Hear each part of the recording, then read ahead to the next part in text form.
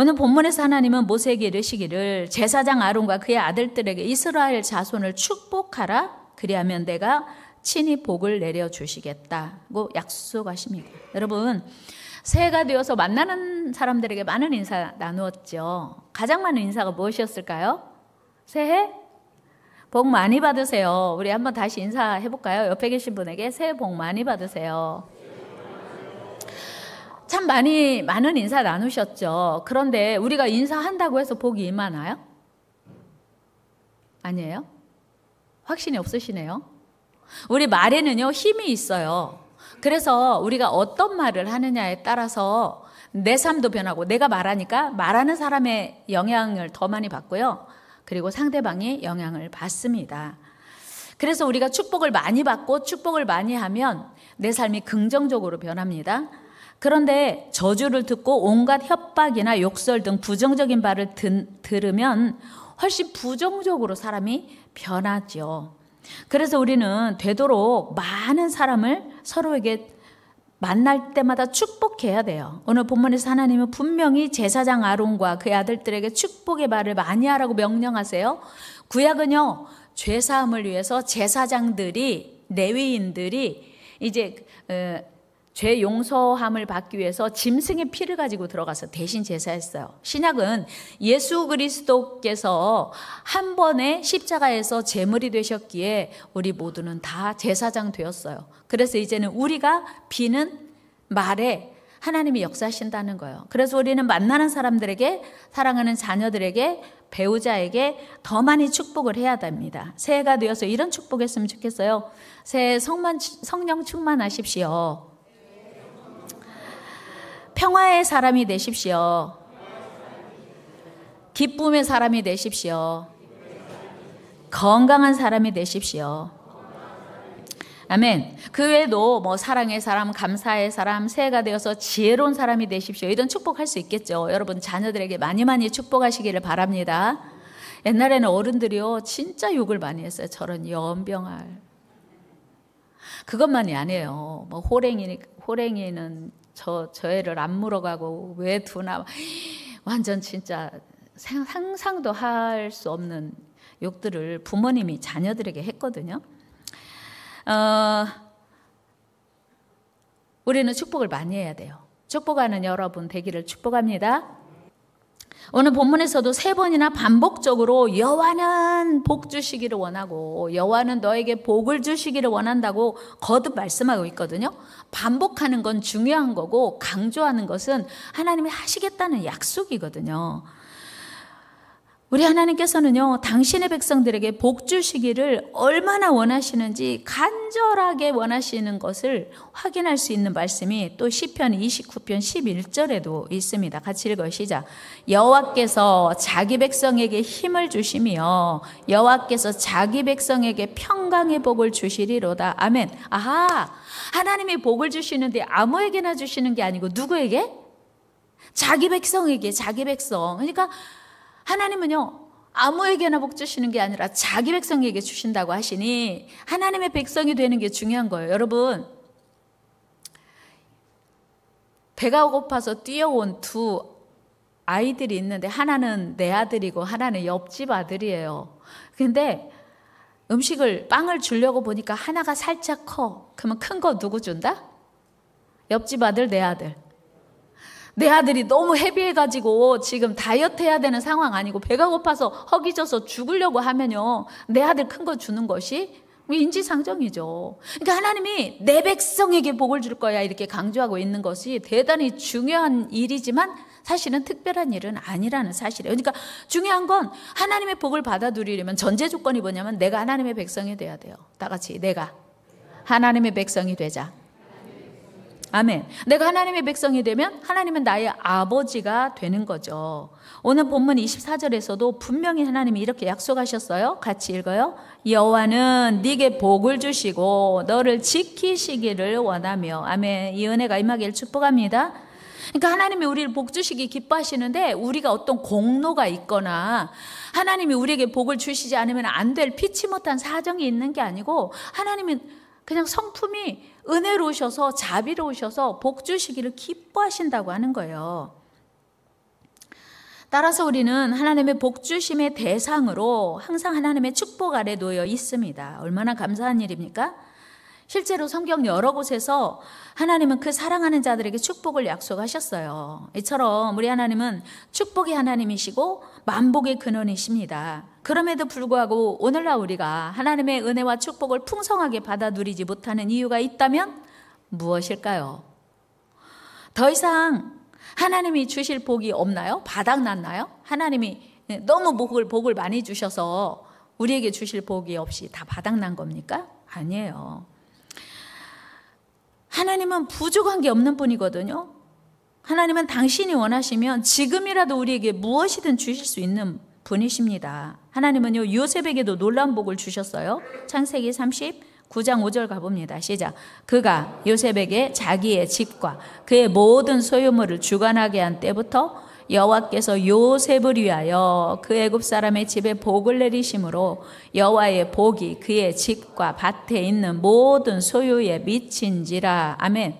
요셉이요, 지금 형들에게 미움받아서 애굽 이집트에 노예로 팔려갔어요. 그런데 하나님이 요셉을 사랑하시니까 그 노예로 살고 있는 주인에게 복을 주셨대요. 여러분에게도 이 은혜가 있기를 축복합니다. 여러분들이 복덩이가 되면 여러분들이 하는 일, 여러분들이 밟는 땅이 복을 받아요. 그리고 여러분들이 누군가를 위하여 일하면 그 일이 복이 된다는 것이죠. 그렇다면 무엇이 문제입니까? 우리가 하나님께서 약속하신 그 풍성한 복을 받아 누리기 위해서 해결해야 할 문제가 있어요. 그게 뭐냐면 하나님의 복을 받을 준비가 있어야 되는데요. 오늘 두 가지 말씀드리려고 해요. 복을 받기 위한 준비. 하나님께서 우리에게 복 주시기를 그렇게 원하시는 건 이미 알았어요. 그리고 복 주신다고 약속도 했어요. 그러면 그 복을 어떻게 받아 누릴 수 있을까? 하나님이 약속하신 그 많은 복을 받아 누리기 위해서 필요한 거 첫 번째는요, 사모함이에요. 사모해야 돼. 간절해야 돼. 하나님께서 주시겠다고 약속하신 그 복을 간절히 사모하는 자가 받아 누립니다. 여러분, 이스라엘 나라는요, 아버지가 받은 복을 유산으로 자녀에게 줄 때 장자에게, 큰아들에게 훨씬 더 많이 줍니다. 그런데 보통은 둘째로 태어난 아들은 복이 상대적으로 약해요. 이 사실을 태어나고 나서 깨달은 사람이 있는데 누구냐면 야곱이에요. 쌍둥이였는데요. 야곱이 태어나 봤더니 둘째인 거예요. 내가 둘째네?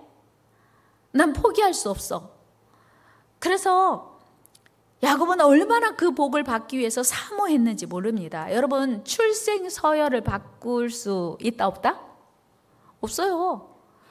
여러분, 엄마 뱃속에 다시 들어갔다 나올 수도 없고, 첫째로 태어났고 둘째로 태어난 건요, 어찌 보면 하나님이 정하신 거예요. 그러니까 그냥 그 출생 서열에 순응할 수밖에 없습니다. 그런데 야곱은요, 절대로 포기하지 않고 양보하지도 않았습니다. 그는 태어날 때부터 장자가 되기를 얼마나 사모했는지 형 발꿈치를 잡고 나왔대요. 창세기 25장 26절 시작.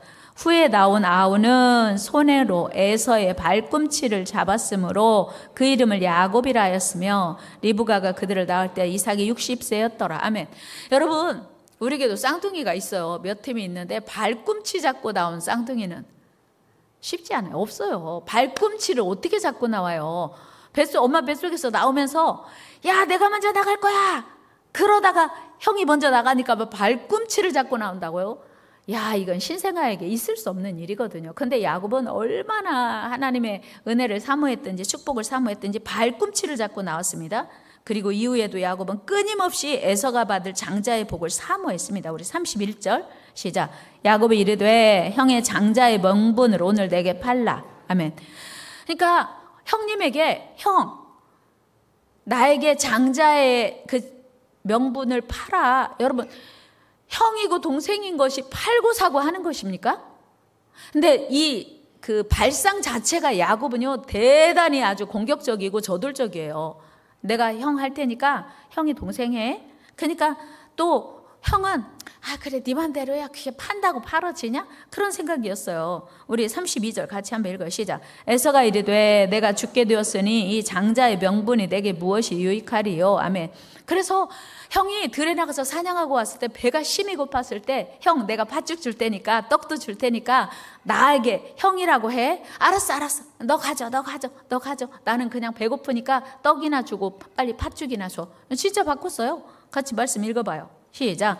야곱이 떡과 팥죽을 에서에게 주매 에서가 먹으며 마시고 일어나 갔으니 에서가 장자의 명분을 가볍게 여김이었더라. 아멘. 여러분 보세요.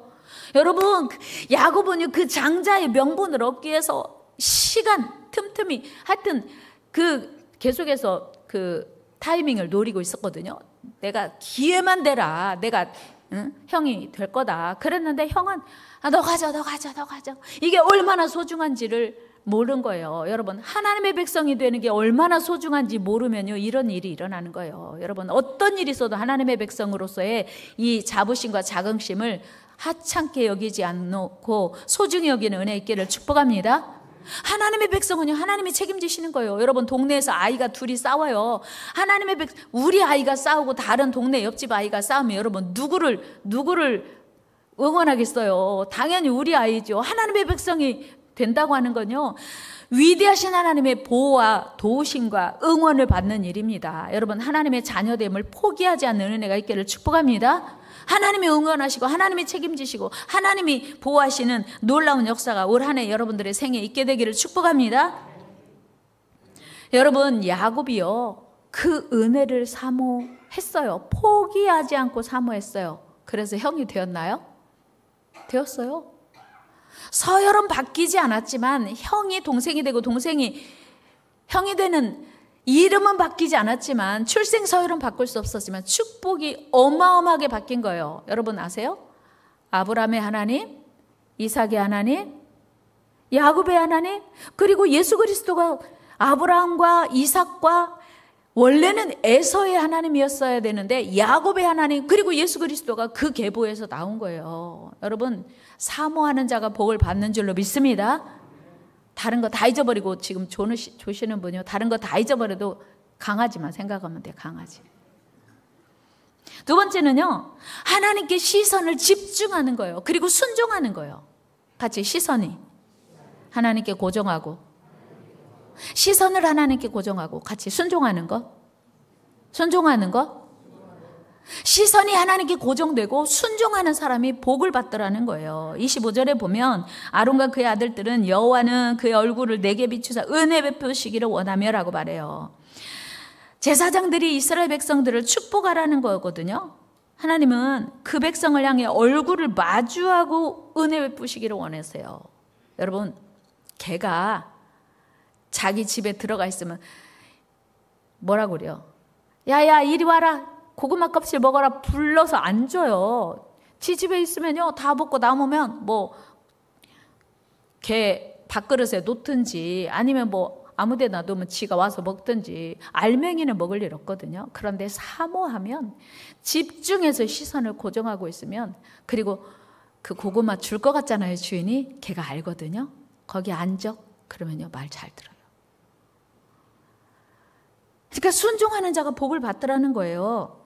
여기서 중요한 사실 한 가지는요. 하나님의 은혜를 받기 위해서는 하나님의 축복을 받기 위해서는 하나님의 얼굴에 시선을 고정해야 된다고 하는 거예요. 여러분 하나님께서 아무리 은혜 베푸시고 복 주시려고 얼굴을 비추셔도 받는 사람이 하나님의 얼굴을 외면한다면 하나님이 어떻게 그 얼굴을 향하여 은혜 베푸시고 복을 베푸시겠습니까? 그러므로 진정으로 하나님의 은혜를 받기 원하는 자들은 반드시 하나님과 얼굴을 대면해야 돼요. 여러분 하나님의 얼굴을 대면한다는 게 무엇입니까? 그것은 바로 우리 시선이 하나님께 고정되는 건데요. 그게 바로 기도예요. 기도. 같이 합의할까요? 하나님의 얼굴을 대면한다는 것은 간절한 기도와 간절한 예배다. 믿습니까? 오늘 아침에 응급실에 가신 분 우리 교인 말고 있겠어요? 없겠어요? 있어요. 오늘 아침에 이 세상을 떠난 분 계시겠어요? 안 계시겠어요? 그럼요. 그러니까 하나님의 은혜가 아니면 예배 자리에 있을 수가 없는 거예요. 그래서 하나님을 대면한다고 하는 것은 하나님을 향한 간절한 기도와 하나님을 향한 예배가 하나님을 대면하는 모습이라는 거죠. 여러분, 외삼촌 라반의 집에서 20년 형을 피하여 형의 받을 축복을 대신 받고 이제 외삼촌 라반의 집으로 가서 20년 처가살이를 했던 야곱이 처가살이를 끝내고 귀향합니다. 야곱에게 지금 가장 큰 문제는 형과 대면하는 일이었어요. 20년 전 야곱이 형이 받을 축복을 가로챘기 때문에 그 일로 막 에서는 20년 동안 막 분노하면서 복수의 칼을 갈고 있었어요. 그거를 야곱이 알게 되고 어떻게 형을 대면할까? 이제 하나님이 고향으로 돌아가라고 해서 돌아오긴 하는데 보통 걱정이 되는 게 아니에요. 너무나 두렵고 무서운 야곱은 하나님께 엎드려 기도합니다. 하나님께 엎드려 간절히 기도해요. 이때 기도하다가 하나님의 천사가 이 야곱의 기도를 돕는데 밤새 야곱과 이제 하나님의 천사가 씨름을 하는 거예요. 천사가 야곱에게 야 이제 날이 새려고 하니까 나 돌아가야 돼. 빨리 놔줘. 그랬더니 야곱이 이렇게 말해요. 같이 해요. 당신이 내게 축복하지 아니하면 놓을 수 없습니다. 야곱은요 축복에 대한 사모함이 얼마나 간절했든지 내가 절대로 포기할 수 없습니다. 나 축복하고 가세요. 이런 사모함이 있었어요. 우리 26절 같이 읽어 시작. 그가 이르되 내 날이 새려 하니 나로 가게 하라. 야곱이 이르되 당신이 내게 축복하지 아니하면 가게 하지 아니하겠나이다. 그때 하나님의 천사가 야곱의 이름을 이스라엘로 바꿔주세요. 야곱에게 그리고 축복합니다. 28절 29절 읽어 시작. 그가 이르되 내 이름을 다시는 야곱이라 부를 것이 아니요 이스라엘이라 부를 것이니 이는 네가 하나님과 미 사람들과 겨루 이겼습니다. 야곱이 청하여 이르되 당신의 이름을 알려주소서. 그 사람이 이르되 어찌하여 내 이름을 묻느냐 하고 거기서 야곱에게 축복한지라. 아멘. 보세요. 야곱은요 축복을 사모하고 간절히 사모하고 정말 포기하지 않았더니 축복하고 가는 거예요. 그날 바뀐 이름이 오늘날 이스라엘 나라의 이름이 되었어요. 이거 대단한 겁니다. 한 사람의 이름이 하나님께서 축복하시니 그 이스라엘이라고 하는 이름이 오늘날 지구상에 존재하는 나라의 이름이 된 거예요. 이보다 더 큰 축복이 어디 있어요? 여러분 올 한 해 이런 은혜와 축복 받아 누리기를 축복합니다. 야곱이 그곳 이름을 브니엘이라고 했고요. 그 뜻은 하나님과 대면하여 보았으나 내 생명이 보존되었다 함이더라. 30절 같이 읽어요. 시작. 그러므로 야곱이 그곳 이름을 브니엘이라 하였으니 그가 이르기를 내가 하나님과 대면하여 보았으나 내 생명이 보존되었다 함이더라. 아멘. 여기서 브니엘이라고 하는 이름이 바로 하나님과 대면하여 보았다는 것입니다. 여러분 사실은요 하나님과 대면하면 구약은 직사했거든요. 근데 야곱은요 얼마나 하나님의 축복을 사모했든지 포기하지 않고 그와 씨름하다가 축복을 받았는데 응답을 받았는데 원하는 응답 축복을 받았는데 이름을 브니엘이라고 하는 이름을 받은 거예요. 이스라엘이라고 하는 자기 이름도 바뀌었고. 여러분 이처럼 하나님의 축복은 간절히 사모하는 자가 받는다는 것을 기억하시기 바랍니다. 그렇습니다. 축복은요 하나님의 얼굴을 구하는 자, 하나님께 뜻을 고정하는 자가 받는다는 사실입니다. 여러분 열왕기하 4장에 보면 엘리사 선지자의 제자 중에 한 사람이 갑자기 죽었어요. 그의 아내와 아들 둘이 남았는데 가고 나서 유산을 정리해 보니까 남은 것은 없고 부채가 엄청 많은 거예요. 그러니까 사람들이 와가지고 그 아들들을 데려다 종 삼겠다고 난리를 피우는 거예요. 이때 이 여인이 할 수 없이 엘리사 선생님을 찾아갑니다. 선생님, 우리 남편이 죽었는데 체주들이 와가지고 우리 아들을 잡아가려고 하니 먹을 것도 없고 빚을 갚을 능력은 더더욱 없으니 어떻게 하면 좋겠습니까? 그랬더니 엘리사 선지자가 당신 집에 무엇이 있습니까? 아무것도 없어요. 부채만 있어요. 아, 맞다. 생각해보니까요. 기름 한 병 있네요. 그러면 주변 이웃들에게 가서 빈 그릇을 빌어오세요. 빈 그릇을 빌려다가 그 기름 한 병 기름으로 빈 그릇에 부으세요. 그러면 그 한 병 있는 그 기름이 빈 그릇에 가득 채워질 것입니다. 채워질 때까지 되도록 많은 그릇을 빌려다가 그 기름을 다 채우고 그 기름을 갖다 팔아서 빚을 갚고 그리고 두 아들과 생활하세요. 이렇게 말했어요. 우리 4절 한번 같이 읽어볼까요? 열왕기야 4장 시작. 너는 내 두 아들과 함께 들어가서 문을 닫고 그 모든 그릇에 기름을 부어서 차는 대로 옮겨 놓으라 하니라. 아멘. 그리고 기름이 채워지자 병에 있던 기름이 더 이상 나오지 않았어요. 엘리사 선지자는 기름을 팔아 빚 갚고 생활하라고 합니다. 7절 같이 읽어요. 시작. 그 여인이 하나님의 사람에게 나아가서 말하니 그가 이르되 너는 가서 기름을 팔아 빚을 갚고. 아멘. 여러분, 이 사건을 우리가 머릿속으로 정리해보면, 머릿속에 그려보면 그려지잖아요. 가난한 과부가 남편은 죽고 부채만 있어요. 체주들이 와가지고 두 아들을 데려다가 종 삼으려고 해요. 근데 엘리사 선지자가 집에 뭐 있냐? 기름 있어요. 그거 동네 방네 다 다니면서 빈 그릇 빌려다가 채워라. 순종하기 쉽다 어렵다? 쉽다 어렵다? 쉽다 어렵다? 어려워요. 아니 기름 한 병밖에 없는데 그릇 있는 대로 빌릴 수 있는 대로 많이 빌려다 채우라고요? 그게 가능해요? 불가능하잖아요. 기름 한 병밖에 없는데 아무리 많은 그릇을 빌려와도 붓고 나면 끝일 텐데 이 여인이 순종했어요. 여러분, 하나님의 축복을 받기 위해서는 반드시 순종이라는 과정이 필요합니다. 하나님은요, 순종하는 자에게, 말이 안 되는 상황에서도 순종하는 자에게 복을 내리시는 줄 믿습니다. 여러분, 하나님의 축복의 주인공 되기를 축복합니다. 우리의 연약한 믿음 때문에 하나님의 위대한 약속이 축소되지 않기를 바랍니다. 그리고 우리 서로를 축복해야 돼요. 살아가는 자녀들을 볼 때마다 늘 축복해야 돼요. 배우자를 축복합시다. 성도끼리 축복합시다. 교회 공동체를 축복합시다. 우리 나라 민족을 위해서도 우리는 축복하며 기도해야 돼요. 많은 사람들이 이렇게 전망하죠. 야, 2025년 기대하지 마. IMF 때보다 더 어려울 거야. 거절하세요. 거부하세요. 하나님이 하시면요. 하나님이 승인하시면, 하나님이 사인하시면, 하나님이 오케이 하시면 그 말이 부끄러울 정도로 우리를 축복하실 수 있음을 믿습니다. 하나님이 전능하세요. 만복의 근원이 하나님이시기 때문이에요. 마르틴 루터는 오늘 본문을 이렇게 말합니다. 여호와는 너를 지키시기를 원하며, 이게 육신적인 복을 의미한대요. 그리고 은혜 베푸시기를 원하며, 이건 영적인 복이고, 평강 주시기를 원한다. 이거는 영육 간의 모든 복을 의미한다고 해석했습니다. 그렇습니다.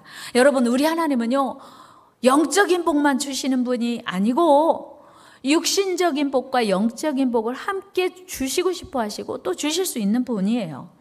마르틴 루터가 말한 대로 육신적인 복과 영적인 복을 다 포함하는 복을 하나님이 주신다는 거예요.